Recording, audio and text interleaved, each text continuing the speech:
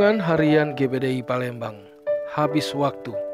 Kisah Para Rasul 20 ayat 16. Paulus telah memutuskan untuk tidak singgah di Efesus supaya jangan habis waktunya di Asia, sebab ia buru-buru agar jika mungkin ia telah berada di Yerusalem pada hari raya Pentakosta.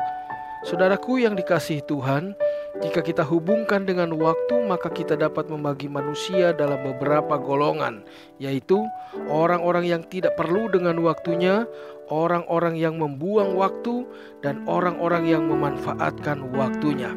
Sebab setiap kita diperlakukan sama oleh Tuhan. Allah begitu adil memberikan kepada setiap orang 24 jam dalam sehari. Jadi perbedaan yang terjadi dalam hidup manusia adalah bagaimana memanfaatkan waktu yang diberikan padanya. Tuhan telah memberikan waktu, tapi kita membuang waktu percuma dan akhirnya kita tidak pernah mendapatkan sesuatu yang baik dari Tuhan. Kita tidak pakai waktu kita untuk menjadi berkat, untuk menyelesaikan masalah kita, tapi yang terjadi kita pakai waktu tersebut untuk menangisi masalah kita. Akan tetapi apabila kita menyadari bahwa waktu adalah anugerah Tuhan dan memanfaatkan waktu dengan baik, maka kita akan melihat berkat-berkat yang berkelimpahan terjadi dalam hidup kita. Memang kita tidak punya waktu karena kita hanya diberikan kesempatan untuk memanfaatkan waktu yang diberikan Tuhan pada kita. Berarti yang empunya waktu hanya Tuhan, sehingga kita tidak bisa berkata, "Saya tidak punya waktu." Justru kita hanya bisa berkata, "Saya tidak dapat memanfaatkan waktu dengan baik." Saudaraku, kapan kita menghabiskan waktu percuma? 1. Waktu kita mengerjakan hal-hal yang mendesak namun bukan yang penting.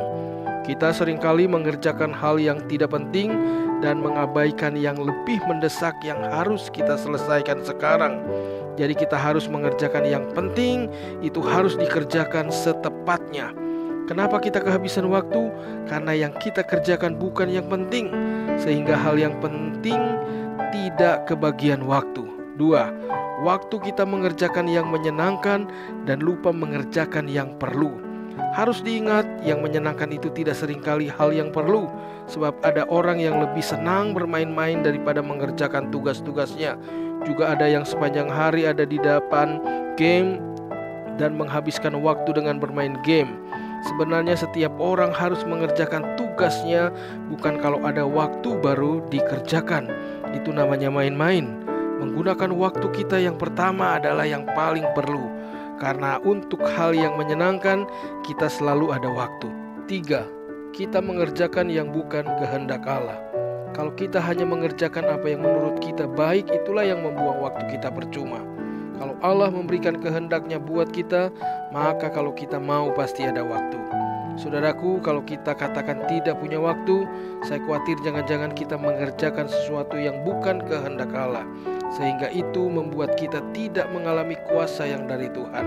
Oleh karena itu, gunakanlah waktu sebagai ungkapan syukur atas kesempatan yang Tuhan berikan bagi kita. Demikian renungan kita hari ini. Mari kita berdoa.